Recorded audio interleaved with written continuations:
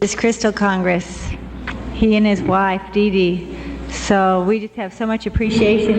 This is the portfolio of his work. I mean, he's been in radio, TV. He's an incredible person. So rather than go through all this, let's just be in the moment and experience Ho.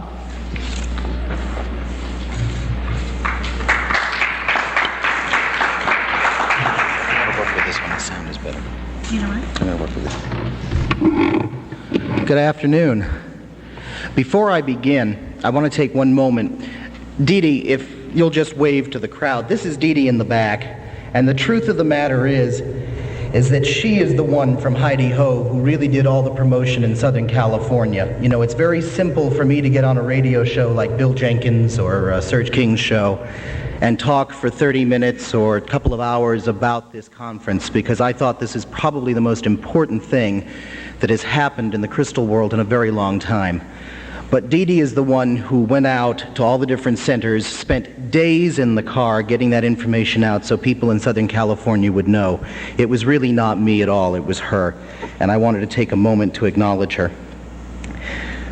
When I was asked to speak, it was pretty much at the last moment. There had been a cancellation, and I didn't want to do what everybody else was doing, so I looked over the list of speakers and the different topics, and I was looking at this list of incredible scientific work, and incredible medical work, and incredible work with technology, and I was trying to decide what I wanted to do today. And I thought about talking about crystals in water and how they're used and the scientific properties of that, and thought about talking about balancing the brain hemispheres and how it activates the third eye, and maybe we'll do that next year. Because I didn't want to come up here for 20 minutes and teach a class. I knew I didn't want to do that. And then, at the last moment, they put me on at the end, and that was perfect. Because what it did was it gave me an opportunity to try and bring all these different ideas together. From Friday through Saturday and into Sunday, we have heard a lot of different people speak about a lot of different things with crystals. But I want to take you back where I started 4 years ago in Los Angeles, because 4 years ago, Dee Dee and myself, we took our crystals into the psychic fairs and started doing the crystal energy balancing. And I have to tell you, you know that most people think that psychics are a little strange. Well, the psychics thought that we were a little strange. The truth of the matter was, for 3 months, nobody would come near our table, because here was this guy, usually I wear Chinese robes, and here was this guy with the Chinese robes in the back of the room waving these rocks.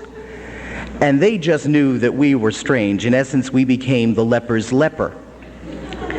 In addition, the public would walk by the table and go, well, I have a choice. I can either listen and hear my future, or I can buy a rock.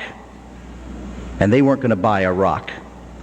So we stood at that table doing different fairs and expos for 3 months before a psychic finally walked over to the table, looked at me and said, what the heck are you guys doing? And I started to explain the techniques that we were using to balance energy, things like that. And I tried it on her.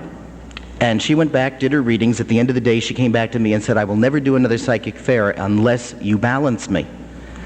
And I said, oh, no, no, no, no, no. I said, I'll teach you how to balance yourself. I don't want to do things for you the rest of my life. I want you to learn how to do them for yourself. And that has really been the message that we have tried in the last 4 years to put out, that you can learn to do these things for yourself. But that first fair was a fascinating thing. You know, I had a lady came up to me. She saw that we had crystal balls on the table. She said to me, I see you have crystal balls. Can you tell me how to read them? Now, the thing is, I was looking at her paperwork. She's been reading crystal balls for 25 years. And here she pulled me aside and said, can you teach me how to read a crystal ball? I looked at her and said, what have you been doing for the last 25 years? Walked away. That was 4 years ago. And 4 years ago, when Dee Dee and I were first promoting people who spoke on crystals, we talked about getting all the people in the field together and having a large crystal conference. And we were told, and this is verbatim, that would be absolutely impossible because the crystal egos were too large and too fragile. Well, I think we've disproved that, haven't we? Today, not only has the crystal world grown and matured tremendously, you've got people wearing crystals everywhere. A lot of these people don't even really know why they're wearing them. They'll just say, my friend said it was good for me, but they're wearing them. And I haven't been to a fair, an expo, or a convention, or even a bookstore in the last 2 years where there haven't been just hundreds of crystal people. And here we are with the first International Crystal Congress. I don't think anything else really shows how far we've come. But the thing that I was thinking about this Congress is that it's really a celebration. It's a celebration of the crystal. And last night, those of you that stayed for the communion and saw the dance and heard the music began to get that feel of celebration. And perhaps the reason we haven't really focused as much on the celebration aspects is because we are becoming the enemy. Now, what I mean by that is this.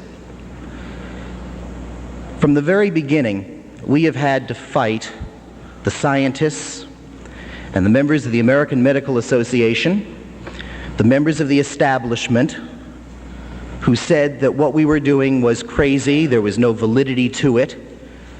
I don't know about Northern California, but I know in Southern California we have had to deal with the police, the sheriffs, the other people in politics who have tried to close down every aspect of metaphysics and holistic healing. And up here, looking over the list of speakers and topics, I realized that we are really very quickly becoming that establishment.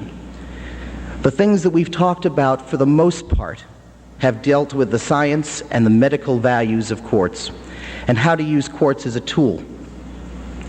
We're becoming very scientific, we're becoming very respectable, and we're becoming very acceptable because of that. And it's good, because this crystal field has needed some of that. But it's also a statement of sorts that we think that we need that kind of validity, that we need to have the scientific validity, because, you know, the ancients didn't have the technology that we have, and they knew more about crystal energies and power sites than we do today. And they didn't need scientific validation. When I started with crystals in water because back years ago I was putting my water under pyramids and looking at the changes, and then I discovered if I put quartz into the water, I could get those same changes much faster. Now, I didn't need a scientist to tell me that I was getting a change. I could taste it, I could feel it, I could measure it with my dowsing instruments. Now, it was very nice when we had scientists come forward and say, yes, you're right, and this is why it works. But if we had waited for scientists to discover all the things you can do with quartz, we'd still be waiting, and you folks would be home this afternoon watching the football game. There wouldn't be a first International Crystal Congress. There's a lot that science and the establishment still doesn't accept. They don't understand, and they can't explain a lot of what goes on in the metaphysical fields. Friday night, Nick Nocerino was talking about the shaman and how they were touching or tapping on the sides of their face and head and producing crystals. I want to share a quick story with you about a 7-year-old girl in Palm Springs. We were up there doing a psychic fair, and I had a basket of crystals that were all approximately the length of your thumb. And this little girl reached into the basket and started pulling out little crystals that were no more than 1/8 of an inch long. The thing is, I knew there were no crystals like that in the basket because I had personally filled the basket. And she pulled out 7 or 8 of these until I finally called her mother over, took the basket, turned it upside down, turned it right side up again, and put the crystals in one by one. And I handed the basket back to the little girl, and she pulled out 3 or 4 little baby crystals before I stopped her, looked at the mother and said, "There it is, you saw, there was nothing like it in the basket." This little 7-year-old girl is not a shaman, she is not a magician, she certainly isn't a scientist. And I have yet to find anyone who can tell me, especially in the scientific community, tell me exactly what that little girl was doing and how she managed to produce those crystals. That's not the strangest thing I've seen in this field since I've worked in it, but it is one of the most unusual. We have a whole spectrum of crystal techniques. And during this conference, a number of different speakers have talked about certain techniques versus others. Do certain techniques work better or not? I think that certain techniques do work better than others. But if they do, it's only because they're based on a certain level of scientific or metaphysical basis. But all the techniques work for some people, because what we really need to realize is the crystal is a tool, but it's the mind that's doing the work. Any technique that works for you is fine, but you need to understand your mind is what causes those changes or makes those techniques work. And crystals are a tool until you learn to like and respect and trust your own abilities. And then once you realize that you are the crystal, that you are the power, and that your mind is the most powerful tool you have, when you realize those things, that's where you've really made the breakthrough.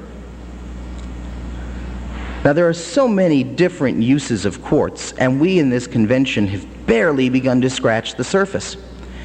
And these different techniques, some of them have been touched on, some of them have not, go all the way from the most mundane things that deal with the earth to the farthest reaches of space. And just following that line for a moment, on a very practical level, we can talk about crystals and how they can be used to increase our gas mileage, or how they can be used to cut back on the amount of electricity that we use for things like refrigerators. Or we could talk about it in terms of water and how crystals change water and how important that is to us as water beings. And we've talked about crystals and healing. In fact, that is what we have talked about in the last 3 days more than anything else.